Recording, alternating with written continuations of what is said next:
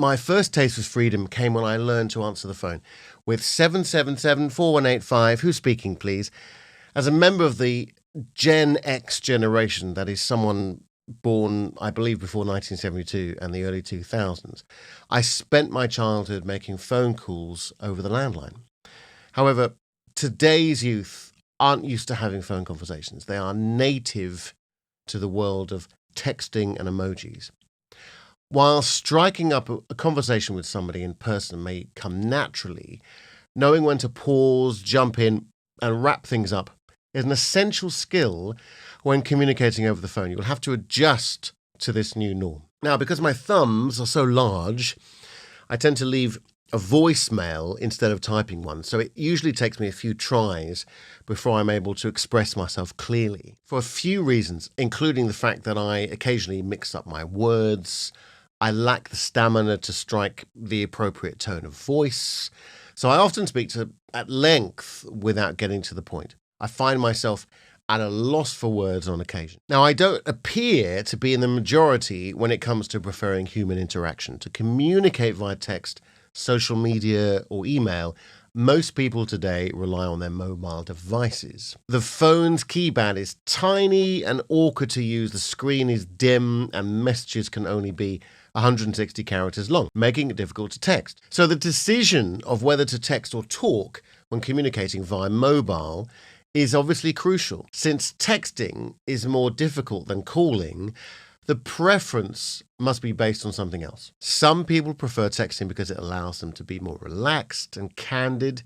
According to research conducted by Casinimi and Retianian of Finland, I hope I pronounced that properly, teenagers have a brave SMS self that is different from their real self. With SMS, the user doesn't have to worry about multitasking and can instead focus entirely on sending a message. It is much more efficient to simply give someone a call as opposed to sending an email. Perhaps a less busy coworker can respond more quickly.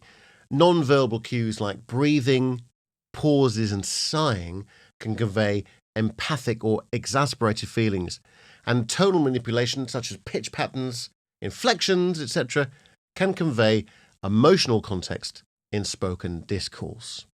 It's challenging to convey such verbal and non-verbal nuances through text alone. So, to what end do you make phone calls? Calling someone is sometimes the only option when you need to get in touch with them immediately. So, phone calls allow, for instance, direct communication, which is especially useful in situations where time is of the essence, such as an emergency call, crucial update, or a major business deal, for example. Even though email and texting are commonplace, there's no, in my opinion, substitute for the personal touch of a phone call. Having a conversation with somebody strengthens your emotional context and brings you closer to them than texting does. Conversations that require nuance, clarity, and immediate feedback are best carried out over the phone. On the phone, conversations can go deeper, questions can be asked, and answers can be given instantly. In a professional setting or while networking, it can also be an excellent method of getting to know someone, getting to know you, and establishing solid business ties. Communicating with someone in real time and hearing their voice makes that interaction feel more genuine and trustworthy, unless they sing, of course. That would be weird.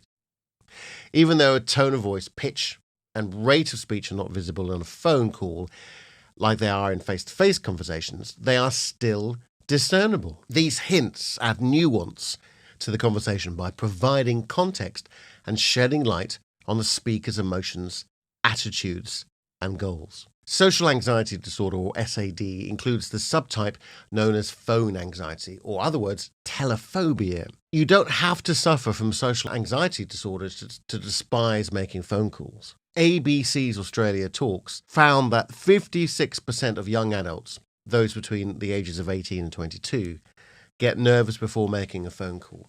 Anxiety in social situations can manifest in a number of ways, but the most common ones are difficulty to breathe, rapid heart rate, sweaty palms, and silence.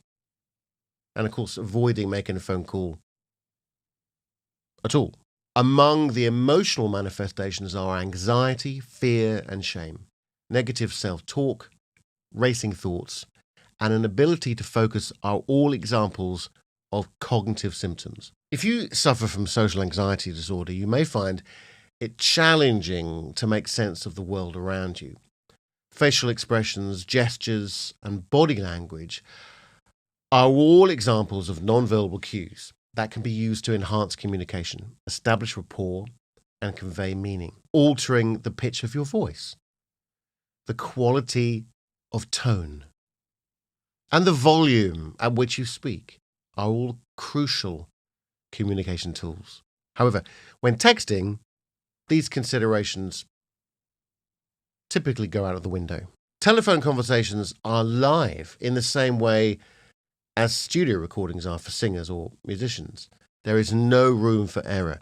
The red light syndrome of stage fright. This places a great deal of responsibility on the speaker, as they must plan out their remarks in advance. I'm doing exactly the same thing now. I'm recording live. Well, not live to you, but I'm recording. I have to think about what I'm going to say.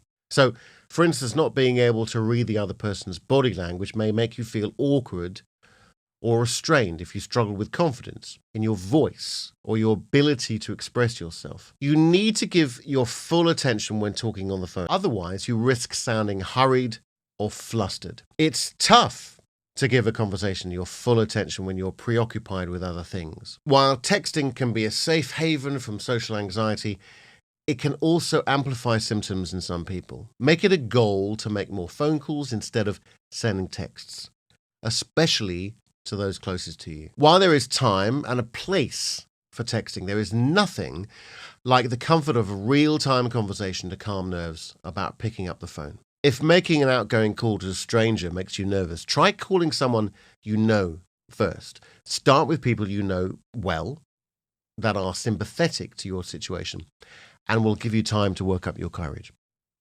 Your confidence will grow with each successful conversation you have. A pleasant tone of voice and demeanor can go a long way in any interaction. Talking on the phone with a smile on your face can make your voice sound warmer and friendlier to the other person. In fact, by smiling, you raise your cheekbones, which raises the pitch slightly. If you want to get more out of your conversations, try asking more open-ended questions also by prompting the other person to elaborate and participate. These questions help keep conversations from stagnating. Try acceptance and commitment therapy. This is something I use with my clients. Help from a trained professional can be life-changing for people who suffer from severe or persistent phone anxiety. Acceptance and commitment coaching is an effective method for dealing with anxiety that draws on mindfulness and acceptance practices. If we work together, you'll learn to accept your anxious thoughts without shame and to take action from a place of integrity and values. It's okay if you can't get over your fear of the phone right away. Try to be kind to yourself as you work to better yourself. Confidence when making phone calls comes from practice and persistence, just like any other skill. Don't let temporary failures deter you from celebrating every victory, no matter how small. Avoid letting fear of the phone prevent you from calling loved ones. You can make phone calls more pleasant and fruitful by ditching texting in favor of calling regular contacts, maintaining eye contact, and asking questions that encourage in-depth responses. Acceptance and commitment coaching can also be a great resource for helping you overcome your fear of the phone and move towards a more fulfilling life. Just keep at it, and before you know it, you'll be dialing up your loved ones with confidence and a beaming grin on your face. Have a nice call, and hopefully speak soon.